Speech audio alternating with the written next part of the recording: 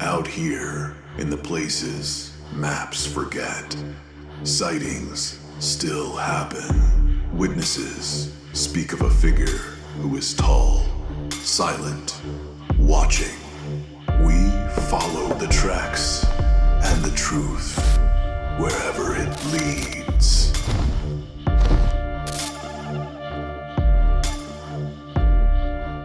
Welcome, Sasquatchalites, mossy-minded misfits, and my beloved blurry masses. I'm Archminister Jake. You've tuned in to the Church of Bigfoot, where mystery meets the moss, and where the unknown is not something we run from. It's something we lace up our boots and walk toward. Today, we're sharing a documented account from the Bigfoot Field Researchers Organization, the BFRO. These folks have been collecting and preserving sightings for decades, and you can explore their full database at bfro.net.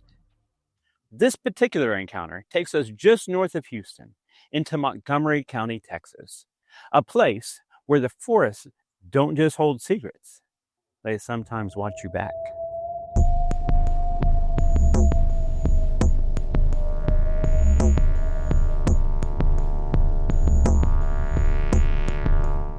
Montgomery County in the spring, if you've ever been there, you know the truth. Most days are warm, even hot, with the sun hanging heavy in the sky. But every now and then, we get those rare Texas gifts, a perfect 72-degree day where the breeze carries just enough pine and wildflower scent to make you forget the heat's coming. And when the sun sets, don't expect it to cool off much. Nights here often feel like the day never ended, just without the light. Warm air lingers under the canopy, and the forest holds on to the day like it's not ready to let go. It's the kind of place where you can walk for hours, but the land will remind you, in its heat, in its stillness, that you're just a guest. The Sam Houston National Forest sprawls over 160,000 acres here, with tall pines, winding creeks, and oaks that have been here far longer than any of us. The air smells like pine needles warming in the sun. The days are warm without being heavy. The evenings cool enough for a light jacket sometimes. It's the kind of place where you can still wander without hearing the highway. And if you're lucky enough, you might hear something else entirely.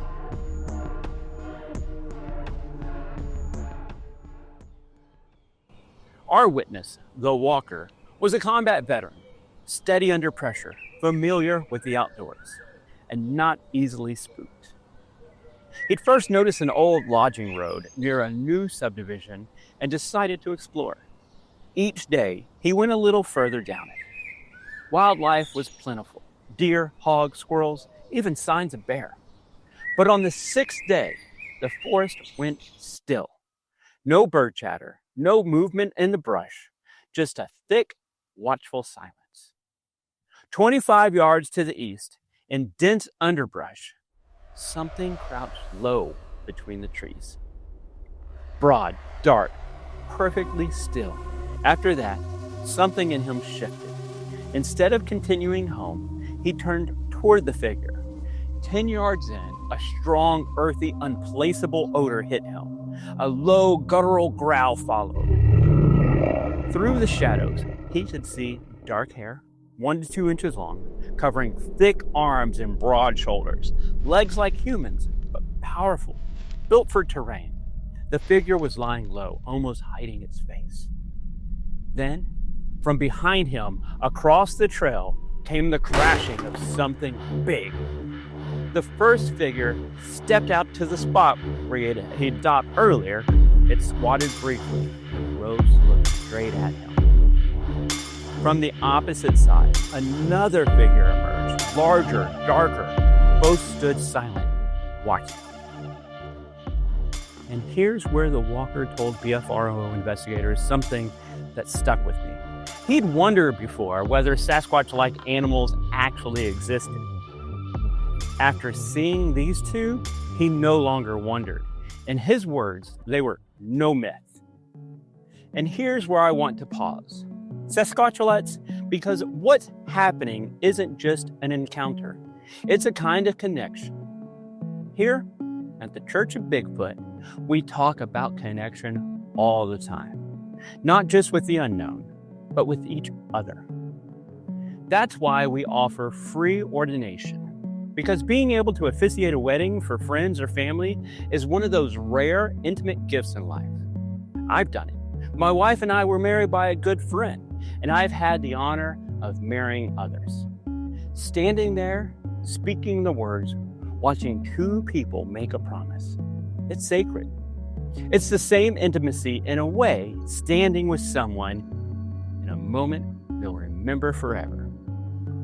Whether that's exchanging vows or standing in a Texas forest with two massive silent watchers studying you from the trees.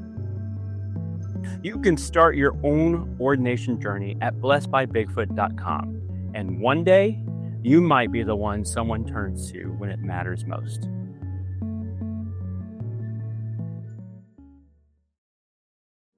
Back on the trail, the walker didn't turn and flee. He simply held his ground, studied them as they studied him, and then calmly continued his walk out of the forest. Over the next 3 years, he'd have other strange moments. Forests falling silently without reason. Dogs trembling and barking at the tree. Loud crashes, unfamiliar chattering, screams that didn't sound like any animal he knew. Once, eye shine, 8 feet high, staring from the dark. For me, this account stands out for 2 reasons. 1, because of the clarity of the observation. And 2, because of what it suggests. A younger individual and a more mature one, together, possibly a family unit.